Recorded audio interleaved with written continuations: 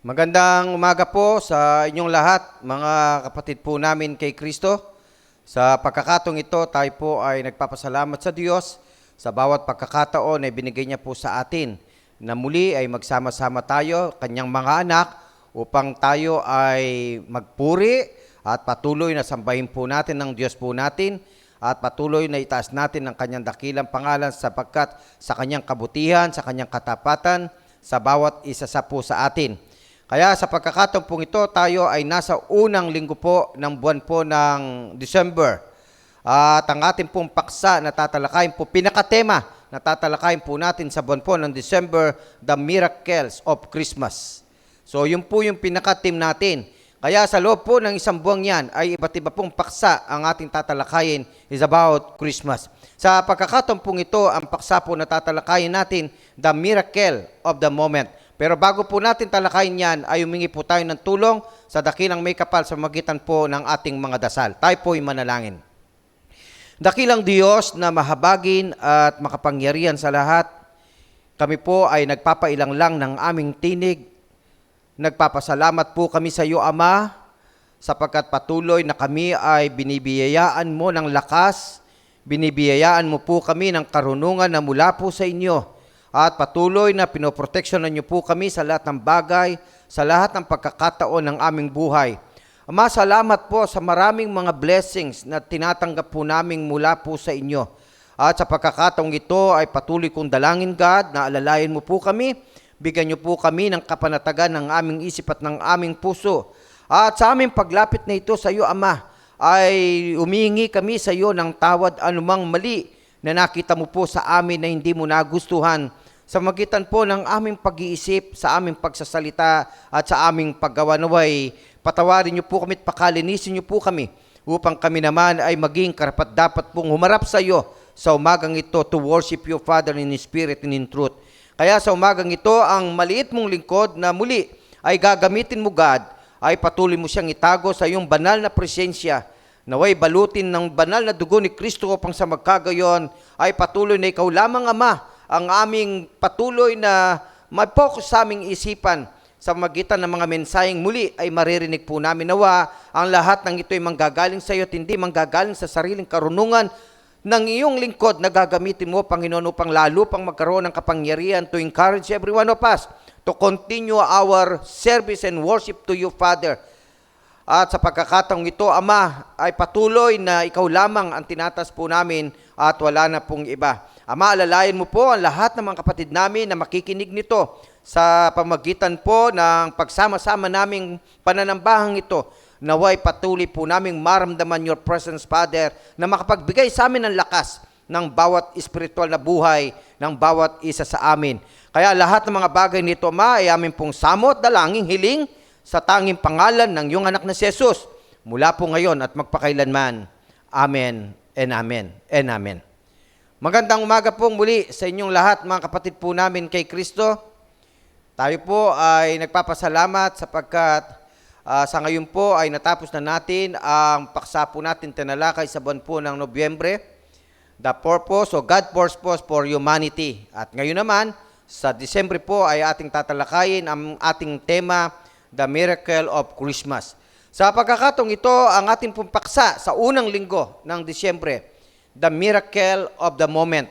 Pakisulat po muli ninyo, mga kapatid ko po kay Kristo, ang ating paksa po sa umagang ito na makikita po natin sa aklat po na sulat ni Apostol Pablo sa taga Galatia, chapter 4, verse 4, na ganito po ang sinasabi ng banal na kasulatan. Datapwat nang dumating ang kapanahunan, ay sinugo ng Diyos ang kanyang anak, na ipinanganak ng isang babae, na ipinanganak sa ilalim ng kautusan. Sa talatang yan po ay meron tayong tatlong pag-uusapan po, mga kapatid ko po kay Kristo. So maliwanag po yung tala ng Biblia, maliwanag po yung sinabi po ni Apostol Pablo na dumating ang kapanahunan. At ang kapanahunan yan ay yung isugo ng Diyos ang kanyang anak na walang iba kundi ang ating Panginoong Heso Kristo. Kaya nga po, as we begin our Advent celebration, I want us to recognize not only the significance of one moment in time, but also of the strategic nature of those moments, we would refer to the strategic nature of times as timing. Dito po sa ating mensahe, mga kapatid ko po kay Kristo, napakahalaga yung timing. Napakahalaga yung perfect timing na ibinigay po sa atin ng Diyos. Kaya nga po, alam po ninyo, mga kapatid ko po kay Kristo, sa pagkakataong ito, nais ko pong ipagkaloob sa inyo, mga kapatid, yung sinabi po ng isang narinig po natin, no? At ito po ay kinuha lang natin, no? At sabi po niya, ito po ay sa dako ng Amerika. Ang sabi po niya, have you ever stopped to consider how important timing is to everything that exists? Ang wika po niya, do you plant tomato plants in November? Sinasabi po niya yan. Do you paint the outside of your house in January? Do you go swimming in the pond during February? No. Why? Not. It is not the right time. There is a right time for such activities. I think, ang sabi po niya, we would all agree that December is not the best time to try starting a diet right. Ito pong sinabi po niya na kinuha po natin. Ang sinasabi po niya sa pagkakataong ito, lahat ng bagay may timing. Lahat ng bagay may kapanahunan. Kaya nga po, nagbigay po siya ng halimbawa. Tama nga naman po, no? Sa Amerika, maybe, ay napakahirap naman magtanim ng kamatis. Okay po, sa buwan po ng Nobyembre. Napakahirap magpintura sa buwan po ng January. At mahirap naman mag-swimming sa buwan po ng Pebrero. Okay po, yun po yung sinasabi niya. Ibig sabihin, hindi yan ang tamang panahon, hindi yan ang tamang oras para gawin ang lahat ng mga activities na yan, ang wika po niya. Kaya nga po, sa pagkakataong ito, sinabi rin niya, lalo na ngayong December, mahirap ngayon ka magsisimula na mag-diet. Kaya nga yung mga nagda-diet ngayon, o kung kayo ay nag-iisip, ngayon kayo magsisimula mag-diet, nako, wrong timing. Bakit? Hindi ho natin maiwasan na hindi kakain ng kakain. Bakit? December po, hanggang January yan. Okay po, Christmas hanggang bagong taon. Okay po, kaya marami dyan talaga masisira ang diet. Kaya yung mga nag-iisip na ngayon sila magda-diet, wrong timing po yan, mga kapatid ko po kay Kristo. Ano pong ibig sabihin sa atin ng sinabi po ng isang tao na sa dako po ng Amerika? Na yung pagkakataong yan ay napakahalaga sa mensaheng ito, yung tinatawag po nating kapanahunan o yung tinatawag nating timing sa bawat pagkakataong katulad ng sinasabi po ni Apostol Pablo sa Galatia chapter 4 and verse 4. Nung dumating ang kapanahunan, ito po yung maganda, isinugo niya ang kanyang anak. Kaya nga po alam po ninyo in Ecclesiastes chapter 3 verse 1, kahit po ang pinakamatalinong tao sa balat ng lupa ay sinabi po niya ang kahalagaan ng timing. Kaya nga po, ang sabi po niya ay ganito, sa bawat bagay ay may kapanahunan at panahon sa bawat panukala sa silong ng langit. Kahit po si Solomon, naniniwala po siya na sa bawat bagay ay may kapanahunan. Kaya mahalaga po na sa mensaheng ito na ngayon ay binibigay po sa atin ng Diyos, ay malagay sa isipan po natin yung pinakamahalaga na dapat gawin ng tao sapagkat sa buhay natin ay meron tayong mga timing sa buhay, may kapanahunan tayo sa buhay. Okay po, yun po yung sinasabi ng mensahe pong ito. Kaya alam po ninyo, does 1 minute make a difference? Just as those who made it out of the Twin Towers minutes before they collapse. 1 moment, 1/62nd interval of time placed in just the right location can make all the difference in the world. Alam po ninyo, mahalaga ang bawat segundo. Mahalaga ang bawat minuto. Maraming pagkakaiba po yan. Okay ho? Kaya nga po sa buhay ng tao, sinasabi po ng mensaheng ito, and even Paul and even Solomon, sinasabi po ang kahalagaan ng buhay ng tao, napakahalaga ang bawat pagkakataon ng tao sa buhay. Kaya nga sa mensaheng ito, ang hamon niya sa bawat sa atin ay gawin natin ang lahat ng bagay sa bawat pagkakataon na ibinibigay po ng Diyos sa bawat isa sa atin. Kaya nga po, ang unang bahagi ng ating pong pag-uusapan sa umaga pong ito, mga kapatid ko po kay Kristo, pakisulat po ninyo sa inyong mga comment box, He came at the right moment. Ang ating Panginoong Jesucristo ay dumating in the right moment. Okay, sa pagkakataon, biglang dumating ang ating Panginoong Diyos. Pakatandaan po natin, nilagay natin sa ating kaisipan na ang ating Panginoong Jesucristo, yung pagkasugo niya dito sa lupa ay sa kapanahunan. Kasi kailangan siya ng sangkatauhan. Kaya nga timing na timing dahil ang mga tao ay nagkamalit nagkasala, ang tao ay mapupunta sa kaparusahan. Okay po, kaya timing na ang pumunta dito sa lupa ay walang iba, kundi ang ating Panginoong Jesucristo upang tubusin ang lahat ng kasalanan ng sangkatauhan. Kaya nga po, alam po ninyo, God's Word says, when the time came, at just the right time, God sent His Son that represents the miracle of the moment. Kaya nga po, nakita po natin ang halaga, yung pagkakataon na ibinigay sa ating Panginoong Hesukristo na in the right moment ay nakasama po natin siya dito sa lupa. Alam po ninyo, meron pong sinabi ang aklat po ng mga awit sa 102, chapter 102, verse 13. Ganito po ang sabi po ng Biblia. You will arise and have compassion on Zion, for it is the time to be gracious to her, for the appointed time has come. Kaya nga po, even Psalms ay dinideklara niya, yung tinatawag na appointed time has come, and that is Jesus Christ. Kaya nga po, alam po ninyo, mga kapatid ko po, kay Kristo, napakahalaga ang unang bahagi na ngayon ay pinag-uusapan po natin.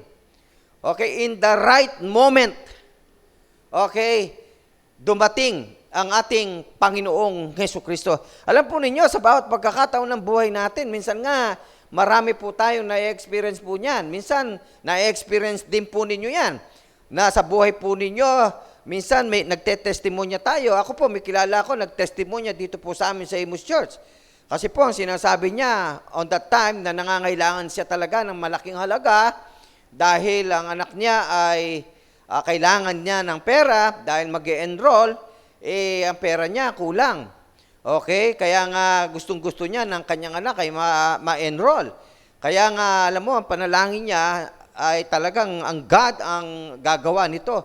Kaya nagulat siya nung dumating yung mga perang hindi niya inaasahan from his company. Okay? Hindi niya inaasahan na meron pala siyang matatanggapan ng ganung mga halaga. Yung pangangailangan ng kanyang anak ay napunan po niya. Kaya nga sabi niya, napaka-timing talaga ng God. Sa oras ng kanyang pangangailangan ay dumating kaagad yung kailangan niya. Timing na timing. Alam ko po, mga kapatid ko po, kay Kristo, itong sinasabi kong ito ngayon sa inyo, ay pare-pareho nating na-experience in life na ang ating Panginoong Diyos ay patuloy na kumikilos na nasa tamang panahon sa bawat buhay po natin.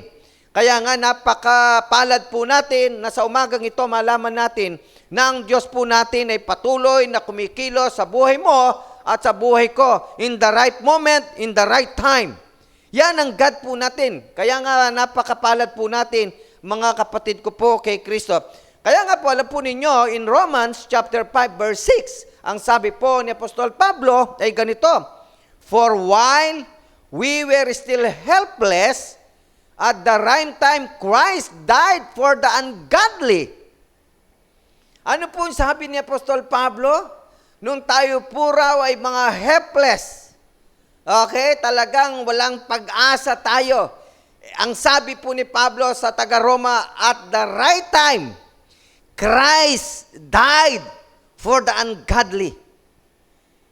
Ganyan ang Diyos na kumikilos sa bawat buhay ng tao. Yung alam mong wala ka nang mapuntahan, yung alam mong wala ka nang pag-asa, Yung alam mo, para kabagang sa sarili mo, wala ka ng pag-asa sa sarili mo. Kumbaga, useless na ang sarili mo. Hindi po pala. Kasi on the right time na maisip mo na wala kang halaga sa buhay na ito, doon papasok ang Panginoong Diyos sa iyo.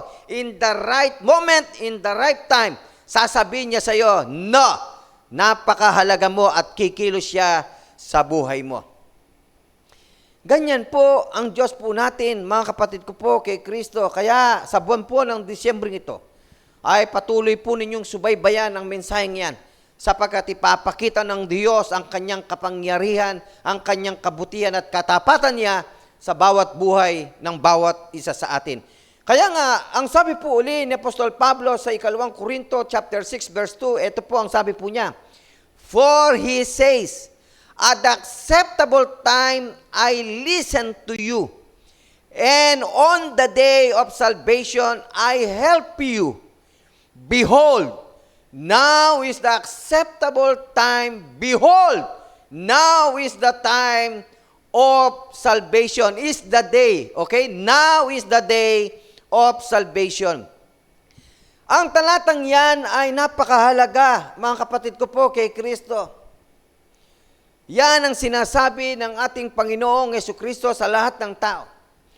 Na maramdaman ng tao na ang Diyos po natin ay kumikilos siya sa buhay niya.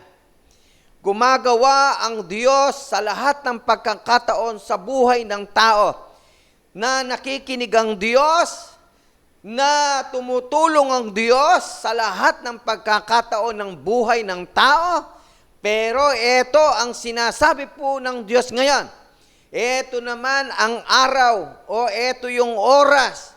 Sabi po niya, panahon para sa isang kaligtasan. Kaya nga sinasabi po ng ating Panginoong Jesucristo ang mga bagay nito. Sapagkat gusto niya, in the right moment, maramdaman mo sa oras na ito, na ikaw ngayon ay nakikinig at napapanood mo ang live streaming na ito. Sapagkat in the right moment, in the moment, this morning, ay sinasabi ng Panginoong sa iyo ngayon, this is the day of salvation. Now is the time for salvation. Sa mahabang panahon na ikaw ay kanyang pinakinggan, sa mahabang panahon na pinakita niya ang kanyang kapangyarihan sa iyo, sa mahabang panahon na tinulungan ka niya, ang sabi po ng Diyos ngayon, in the right moment, now is the time for your salvation. Nawa po, mga kapatid ko po, kay Kristo at sa lahat ng aming mga kababayan, ay wag po nating kaligtaan ang mga salitang ito ng ating Panginoong Jesucristo. Patuloy siyang nananawagan sa bawat isa sa atin na napakahalaga na bawat segundo at minuto ng ating buhay. Kaya ang Diyos po natin, laging sinasabi niya, now is the time for salvation for us. At sinasabi po niya ngayon yan sapagkat gusto ng Diyos na ang lahat ng mga tao ay magkaroon ng kaligtasan at makasama niya doon sa langit bayang walang hanggan. Kaya nga po sa pagkakataon ko pong ito, meron pong sinabi si Timothy Keller. Okay? Ang sabi po niya ay ganito, Jesus took the tree of death so you could have the tree of life. Ang sinasabi po ni Timothy Keller, kinuha ng ating Panginoong Jesucristo ang kamatayan doon sa krus upang tayo naman daw ay magkaroon ng buhay na walang hanggan, and that is the tree of life. Yan po yung ginawa ng ating Panginoong Jesucristo, mga kapatid ko po kay Kristo. Kaya nga yung unang bahagi na ating ngayon ay pinag-aaralan, He came in the right moment. Yan po yung bahagi ng ating pag-aaral. Sa ikalawa po, mga kapatid ko po, kay Kristo, pakisulat po muli ninyo sa inyong mga comment box. He provides at the right moment. Huwag niyo pong kalimutan yan. Yan ang ikalawa po natin. He provides at the right moment. Alam po ninyo, ang ating Panginoong Jesucristo, katulad ng aking ilustrasyon kanina, as part of testimony ng isang kapatid po natin sa Dako ng Imos. Ang Diyos po natin, nagpo-provide po yan. Okay? In the right time, in the right moment. Sa alam mong hindi mo inaasahan, mga kapatid. Hindi ko po alam kung tayo ay maniniwala sa isang kwento. Actually, nung kami po ay nagkaroon ng Bible study sa isang subdivision, meron pong umattend po doon na nagtestimonya siya, kaya hindi ko na lang po sasabihin ang pangalan. But habang kami po ay Bible study, nagtestimonya siya, sabi niya, alam po ninyo, Pastor Rico, nung time po na sila po daw, yung kanyang anak, meron po siyang isang anak, talagang pumunta po sila sa pananambahan, okay, sa church, okay, Christian sila. Tapos po, nung dumating po yung time ng pag-offering, ay talagang bumunot siya at yun na lang po daw yung pera nila. Kaya sabi po ng anak, ibibigay mo po ba yan? Kasi wala na tayong ulam mamaya, wala tayong makain mamaya, ang sinasabi ng anak niya. Kaya yung nanay, nag-isip siya, pero nanaig pa rin yung kanyang damdamin na maibigay niya yung kanyang salapi doon sa pag-offer niya, okay? Sa pag-ikot ng pagkuha ng offering. Alam po ninyo, pag-uwi po nila sa bahay, sabi nga ng anak niya, yun, wala na tayong pera. Wala tayong pambili ng pagkain.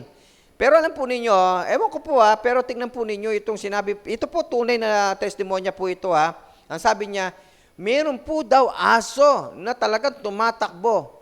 At alam po ninyo kung ano daw ang dala ng aso? Isang buong manok doon sa kanilang bahay. Kaya nag-isip po daw yung nanay. Sabi po niya, bakit may ulam, may dalang manok yung aso?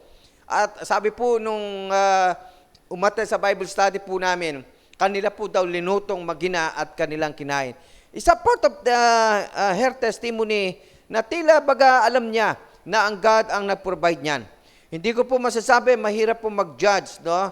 Pero ang sinasabi ko lang, sa maraming kaparaanan, pwedeng kumilos ang Diyos sa bawat buhay ng kanyang mga anak.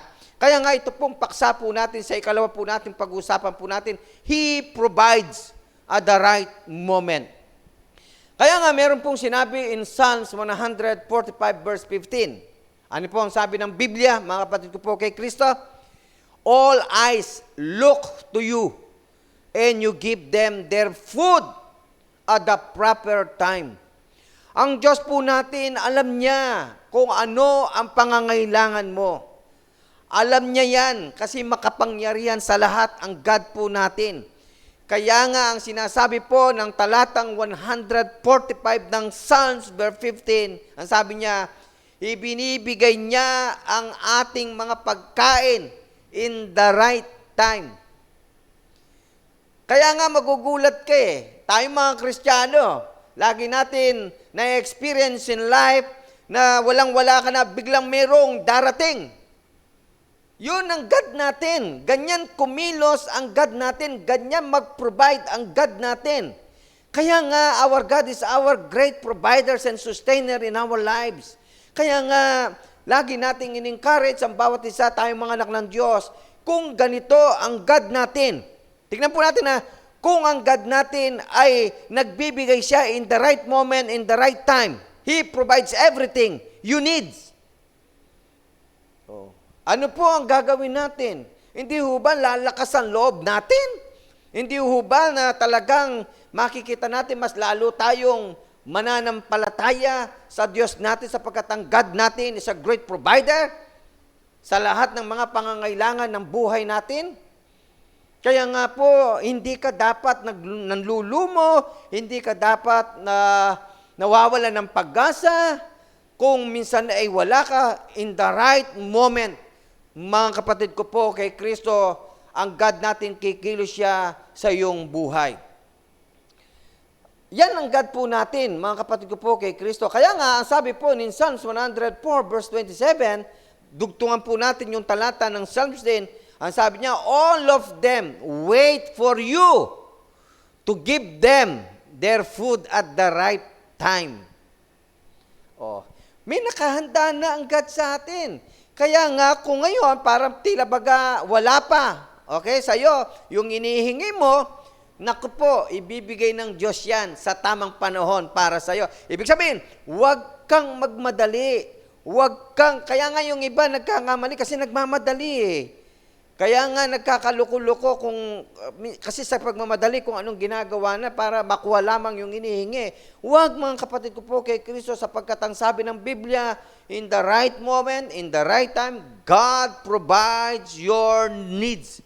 Pakisabi nga po natin sa ating mga comment box, mga kapatid ko po kay Kristo, okay, ibibigay ng Diyos ang pangangailangan mo sa tamang oras.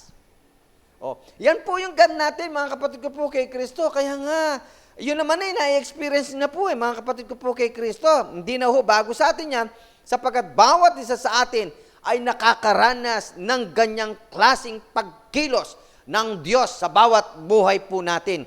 Kaya nga, alam po ninyo, in Deuteronomy chapter 11, verse 14, ito po ang sabi ng Biblia, I will provide rain for your land in the proper time, the autumn and spring rains, and you will harvest your grain, new wine, and oil.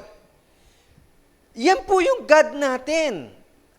Okay? Kaya niyang i-provide kung ano ang kailangan ng tao. Alam po ninyo, mahalaga lang, yung tayo ay magtiwala sa Diyos po natin. Ang problema, yan ang problema ng maraming tao. And even Christian today, pagka nanalangin at hindi na naibigay at hindi nakamtan yung panalangin, nadidistract na, nawawalan na ng gana, nawawalan na ng pag-asa.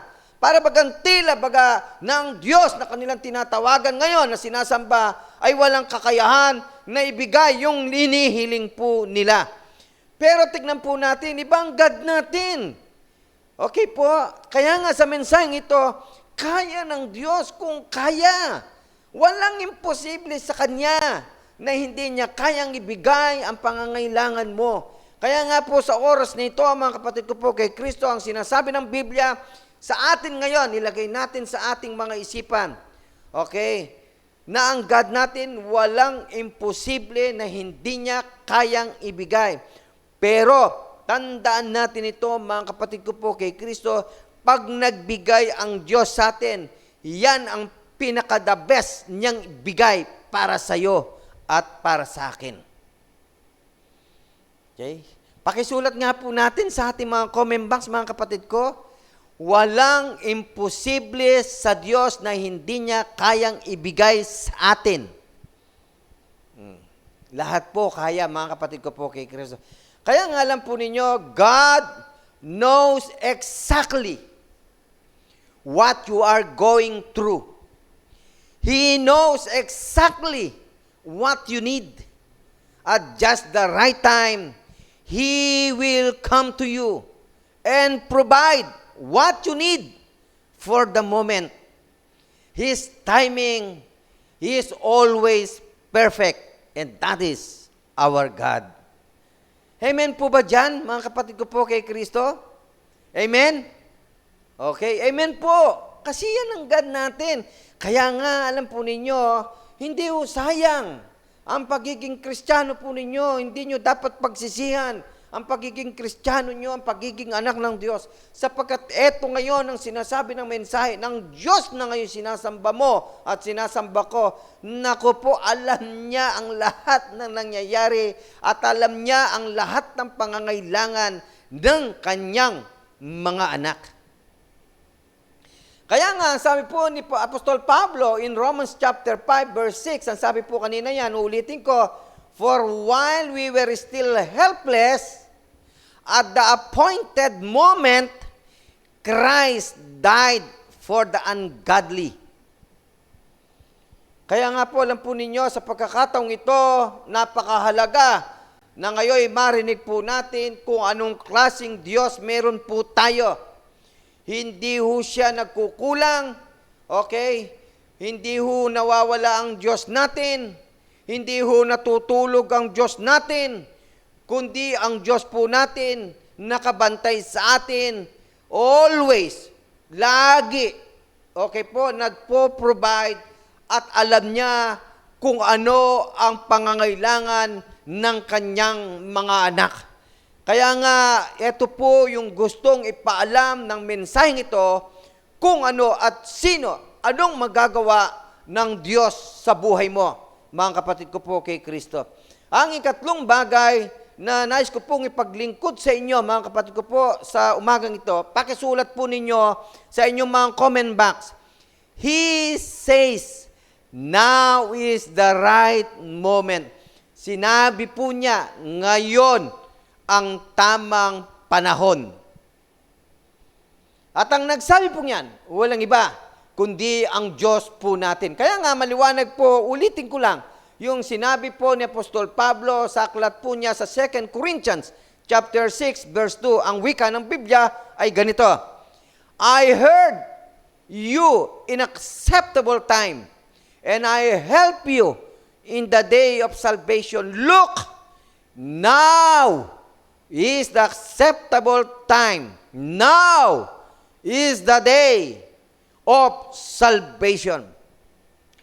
Kaya nga sa pagkakataong ito, mga kaibigan at mga kapatid po namin, mga kakilala, mga kasama po natin ngayon sa oras na ito sa pananambahan, napakahalaga na malaman mo na sa bawat pagkakataon ng buhay na binibigay sa iyo ng Diyos, ito yung araw para makilala mo siya at matanggap mo ang kaligtasang kanyang inaalok. Sapagkat siyang may sabi, now is the day of salvation. Kaya nga dapat mo malaman, mga kapatid ko po at kaibigan, sa pagkakataong ito, alamin natin, mahalaga na ngayon matanggap mo ang kaligtasan at ang kaligtasan yan ay walang iba kundi ang pagkilala sa ating Panginoong Hesukristo. Kaya nga po alam po ninyo, now is the right time to make that commitment to Christ.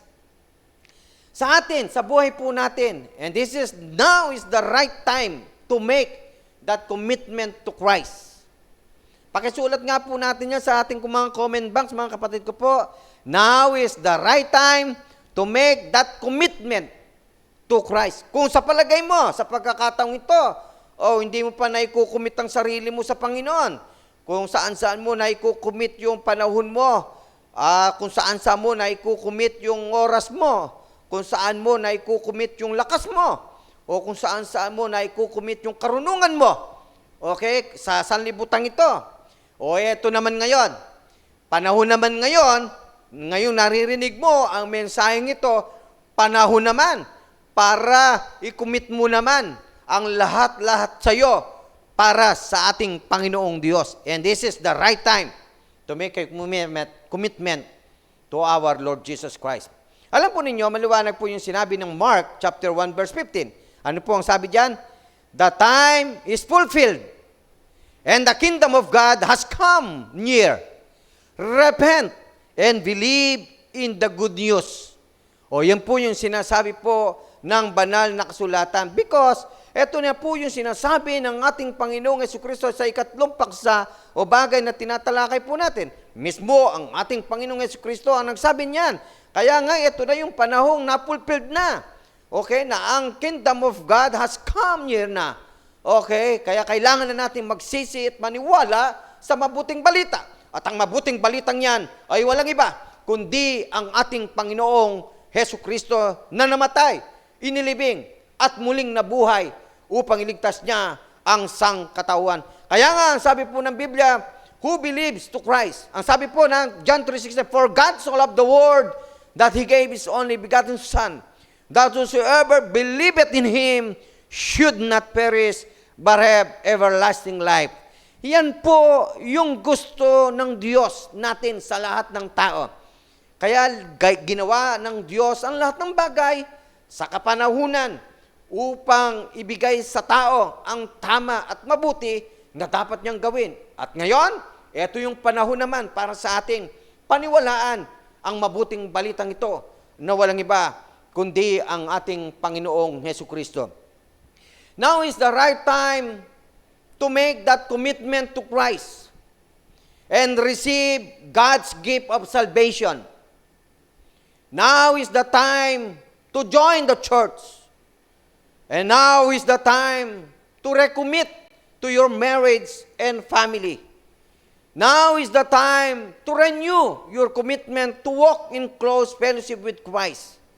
The right time is now to draw close to the Lord. Mga kapatid ko po, kay Kristo, maliwanag po ang direksyong tinatahak ng mensahe ng ating Panginoong Diyos, na ang ating tinatalakay sa ikatlong bagay ay i-commit natin muli ang ating mga sarili sa ating Panginoon. Muli, i-commit natin ang ating mga sarili sa iglesyang ating kinabibilangan. Kung nawalan tayo ng pagkakataong kumilos, gumawa, makibahagi, kung nawalan man tayo ng lakas, panahon, karunungang hindi natin naibahagi sa iglesia, ay ngayon, ang panahon naman ay dumarating. At ito yung panahon na sinasabi ng ating Panginoon, muli mong i-recommit ang lahat ng meron ka para sa Diyos at para sa Kanyang iglesia. Para sa iyong pamilya, para sa iyong kaibigan, at para sa lahat. Muli mong ibangon ang iyong sarili. Minsan ay nawala ka sa paanan ng ating Panginoon. Kaya sa pagkakataong ito, ang mensaheng ito muli, ini-encourage ka niya na muli mong maramdaman kung gaano kakamahal ng ating Panginoong Hesukristo. Ang huling talata na nais ko pong basahin sa inyo, mga kapatid ko po, kay Kristo, part of my conclusion, in Galatians chapter 2, verse 20, ganito po ang sabi ng Biblia, I have been crucified with Christ, and it is no longer I who live, but Christ lives in me. And the life which I now live in the flesh, I live by faith in the Son of God, who loved me and gave Himself up for me. Napakaganda pong talata, mga kapatid ko po, kay Kristo, and even Paul, ito po yung sinasabi niya sa kanyang buhay, na ang ating Panginoon ang siya nang nabubuhay sa Kanya. At ang ibinubuhay niya sa mundong ito ay ang ating Panginoong Hesukristo sa pamamagitan ng Kanyang pananampalataya. Nawa po, katulad ni Apostol Pablo, ay maging bahagi natin ang mga talatang yan, ang mga sinasabi po ni Apostol Pablo. Nasa buhay po natin sa pagkakataong ito, this is the right moment and the right time na tayo po ay mabuhay, na ang ibubuhay ay walang iba, kundi ang ating Panginoong Hesukristo. Nawa po sa magitan po ng mensaheng ito sa unang linggo ng Disyembre, ay nakita po natin ang The Miracle of Christmas sa magitan po ng pagpunta ng ating Panginoong Hesukristo in the right moment. Kaya nga po, nawa po sa magitan ng mensaheng ito, makita natin ang kabutihan ng Diyos sa bawat isa atin, na ang Diyos ay patuloy na kumikilos sa bawat buhay ng Kanyang mga anak. Lahat ginagawa niya para sa atin. Lahat pinoprovide niya para sa atin. Lahat ginagawa niyang paraan para ikaw at ako ay patuloy na magtiwala sa Kanya at magtiwala sa Kanya. Mabuhay tayo sa mundong ito na may pananampalataya sa ating Panginoong Hesukristo. Kagaya ni Apostol Pablong nabuhay ang ating Panginoon sa Kanyang sarili. Nawa po sa umagang ito ay patuloy na nagbigay sa atin ng kaalaman at karagdagang kaalaman at pagbubukas ng kamalayan ang mensaheng ito, na muli ay pinalakas tayo sa magitan na makilala natin kung sino at ano ang magagawa ng Diyos sa bawat buhay ng bawat isa sa atin. Maraming pong salamat ko, maraming pong salamat sa inyo mga kaibigan, mga kapatid po namin, mga relatives po namin. Nawa nga po, ang aking panalangin sa umagang ito ay nagbigay sa inyo ng kalakasan ang mensaheng ito at ang salita ng ating Panginoong Hesukristo. Maraming pong salamat at muli ay pagpalain tayo ng dakilang may kapal. God bless us all.